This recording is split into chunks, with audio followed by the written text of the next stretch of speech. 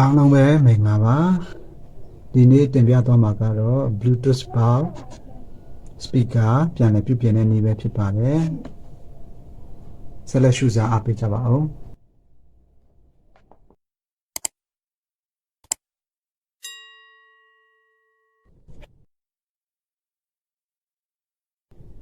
Take Uni YouTube channel ကနေနှွေးထွေးစွာကြိုဆိုပါတယ်ဒီမှာ Bluetooth box လေးတစ်လုံးရှိပါတယ်သူရဲ့ model ကတော့ KTS 3.9ဖြစ်ပါတယ်ဒါကိုကျွန်တော်တို့ adapter ကြိုးထိုးပြီးတော့ဖွင့်ကြည့်မှာဖြစ်ပါတယ်ဖွင့်ကြည့်လိုက်ပါမယ်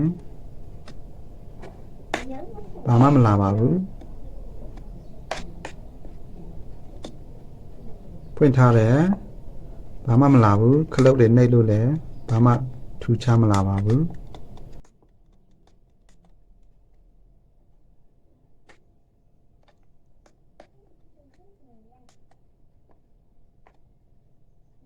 ဘယ်လိုပဲလုပ်လို့ဘလို့မှမလာပါဘူးဒါဆိုရင်ကျွန်တော်တို့ adapter ကြိုးလေးဖြုတ်ပြီးတော့ထဲမှာဘာတွေဖြစ်နေလဲဆိုတာကိုဖြုတ်ကြည့်မှာဖြစ်ပါတယ်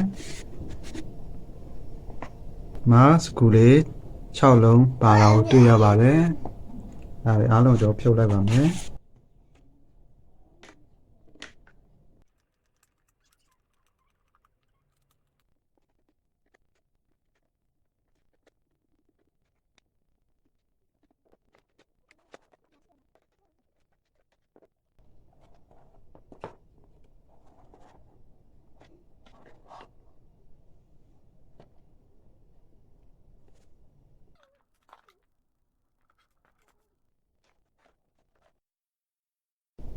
Bluetooth box ရဲ့အထက်ကပုံစံကတော့ဒီလိုလေးပဲဖြစ်ပါတယ်ရိုးရိုးရှင်းရှင်းလေးပါပဲဒီမှာ power cut လေးပါတယ်ပြီးဒီမှာ speaker ရှိတယ်ပြီးဒီမှာတက်ခဲလေးတစ်လုံးရှိပါတယ်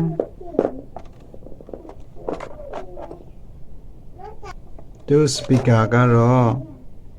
2 ohm 5 watt speaker ဖြစ်ပါတယ်ကျွန်တော်တို့ဒီနားကတက်ခဲကျိုးလေးကိုခဏဖြုတ်ထားလိုက်ပါမယ်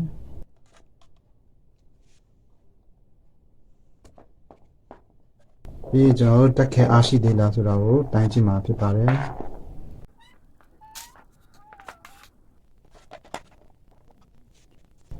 ကျွန်တော်မီတာကို20 volt မှာထားလိုက်ပါမယ်ပြီးရင်တက်ခဲဘယ်လောက်အားရှိသေးလဲဆိုတာကိုတိုင်းကြည့်မှာဖြစ်ပါတယ်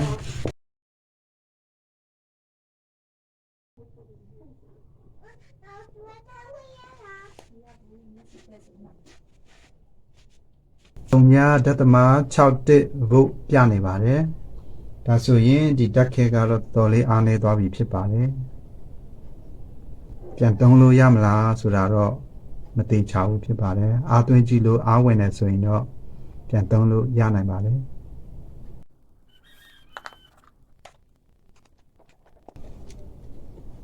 ဒီမှာကျိုးလေးတစ်ချောင်းတော့တွေ့ရပါတယ်ဒါက antenna ကျိုးFM antenna ကျိုးလို့ထင်ပါတယ်ဆိုရင်ကျွန်တော်တို့ USB ကျိုးလေးတက်ပြီးတော့ပြန်ပြီးတော့စမ်းကြည့်မှာဖြစ်ပါတယ်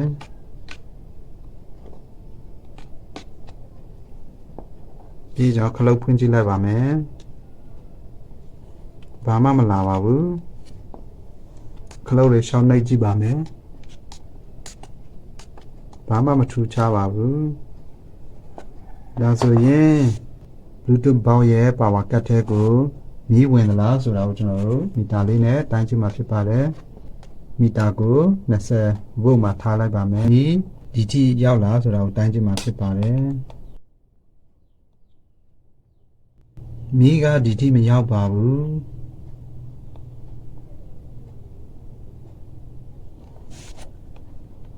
ဒီ USB ခေါင်းလေးများပြတ်နေတာလားမသိဘူးမီးကမရောက်ဘူးဖြစ်နေပါတယ်ဒီထိမီးမရောက်ဘူးဖြစ်နေပါတယ်ဒီမှာအသေးချာကြည့်တာတော့တခြားထူးထူးခြားခြားလောင်ထားတာကျိုးပြတ်နေတာ တခုမှမတွေ့ရပါဘူးဆိုတော့ဒီပါဝါကတ်ထဲကိုမီးမရောက်တာပဲဖြစ်နိုင်ပါတယ်ဒါဆိုကျွန်တော်တို့ဒီပါဝါကတ်လေးကိုဖြုတ်ကြည့်မှာဖြစ်ပါတယ်ကျွန်တော်တို့ USB ကြိုးလေးကိုပြန်ဖြုတ်လိုက်ပါမယ်ဒီကြိုးလေးကိုဖြုတ်ထားမှာဖြစ်ပါတယ်ပြီးရင်စကရူလေးနှလုံးရှိပါတယ်ဒီမှာတစ်လုံးဒီမှာတစ်လုံးအဲလိုဖြုတ်ထုတ်လိုက်မှာဖြစ်ပါတယ်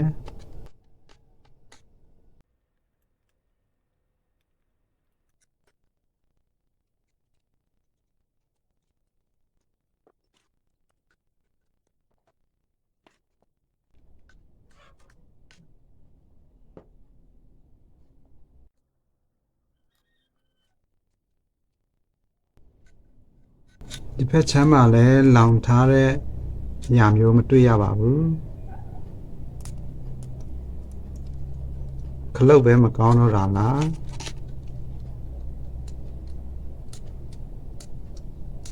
ခလုတ်ကတော့နည်းနည်းတော့ခြောင်နေတော့တွေ့ရပါတယ်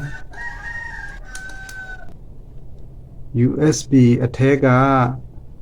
အဆန်လေးကနည်းနည်းလေးပဲ့နေတာကိုတွေ့ရပါတယ် USB ကောင်းလဲရမယ်ထင်ပါတယ်ကျွန်တော်ဒီ USB ကောင်းကိုလဲကြည့်မှာဖြစ်ပါတယ်ဒီမှာကျွန်တော်မှာရှိတဲ့ဖုန်း USB ပို့လေးနဲ့အစားထိုးကြည့်မှာဖြစ်ပါတယ်ပါဝါကပ်ပေါ်က USB ကိုကျွန်တော်ဖြုတ်လိုက်မှာဖြစ်ပါတယ်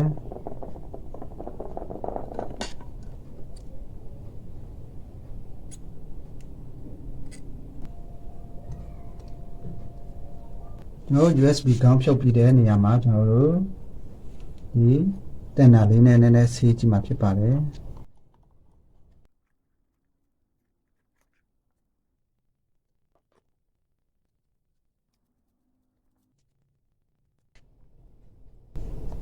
ကျွန်တော်တင်တာလေးနဲ့ဆေးပြီးသွားပြီဆိုရင်ကျွန်တော်တို့ဒီ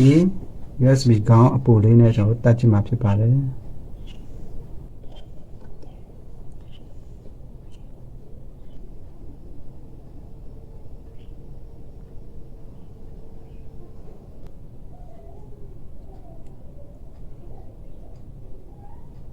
USB ကောင်းလေးလဲပြီးသွားပြီဖြစ်ပါတယ်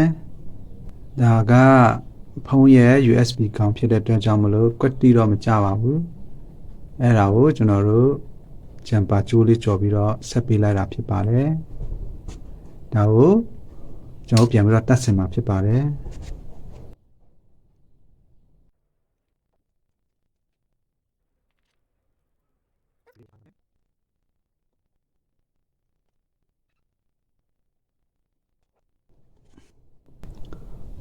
အပေါက်လေးကတော့နည်းနည်းလေးတော့လွဲနေပါတယ်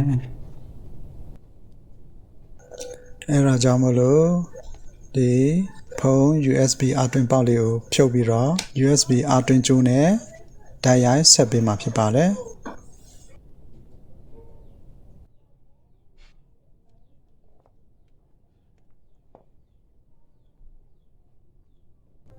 ဒီမှာ USB ဖုန်းအသွင်ကျိုးနဲ့ဓာတ်ရိုက်ဆက်ထားတာဖြစ်ပါတယ်ဒါကတော့ဖြုတ်လိုက်တဲ့ဖုန်းရဲ့အသွင်ပေါက် charging port လေးဖြစ်ပါတယ်အစမပြေလို့ဖြုတ်လိုက်တာဖြစ်ပါတယ်ဒီမှာကျိုးနဲ့ဓာတ်ရိုက်ချိတ်ဆက်ထားတာဖြစ်ပါတယ်ကျိုးလေးချောင်းရှိတဲ့ထဲကနှစ်ချောင်းကိုပဲသုံးတာဖြစ်ပါတယ်တစ်ချောင်းကို ground မှာချိတ်ဆက်ပြီးတော့တစ်ချောင်းကိုတော့ Bluetooth ကရဲ့အပေါင်းမှာချိတ်ဆက်ပေးတာဖြစ်ပါတယ်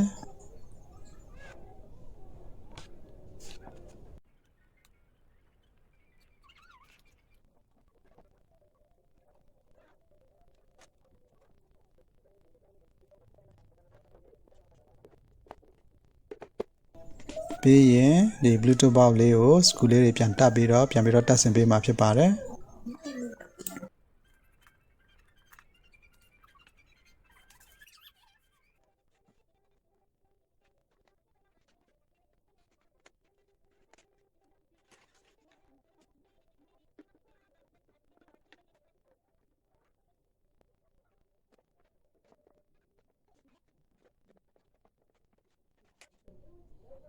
ပြီးသွားတဲ့အခါမှာ Bluetooth box လေးကိုအားသွင်းကြည့်မှာဖြစ်ပါတယ်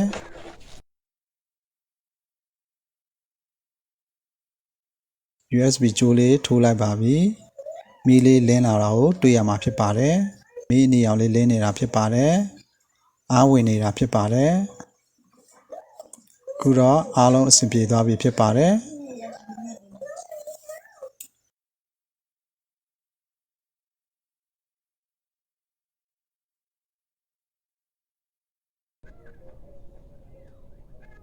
ဒီ Bluetooth box ရဲ့အဓိကပြစ်ချက်ကတော့ charging port အားသွင်းပေါက်ပြတ်နေတာဖြစ်ပါတယ်အဲဒါကြောင့်မလို့အားမဝင်တော့ပဲ battery လည်းအားမရှိတော့တာဖြစ်ပါတယ်အဲတော့ဒီ Bluetooth box ကိုဖွင့်မရသုံးမရဖြစ်နေတာဖြစ်ပါတယ်အဲဒါကြောင့်မို့လို့ဒီ charging port လေးကိုဖြုတ်ထုတ်ပြီးတော့ USB ကြိုးနဲ့တိုက်ရိုက်ချိတ်ဆက်ပေးလိုက်တာဖြစ်ပါတယ်ခုတော့မြင်ရတဲ့အတိုင်းအားလုံးအဆင်ပြေသွားပြီဖြစ်ပါတယ်ဒီနေ့ကတော့ဒီလောက်ပါပဲလာရောက်ကြည့်ရှုအားပေးကြတဲ့မိတ်ဆွေများအားလုံးကိုအထူးပဲကျေးဇူးတင်ပါတယ်နောက်ဗီဒီယိုတွေမှာပြန်လည်ဆုံတွေ့ကြပါစို့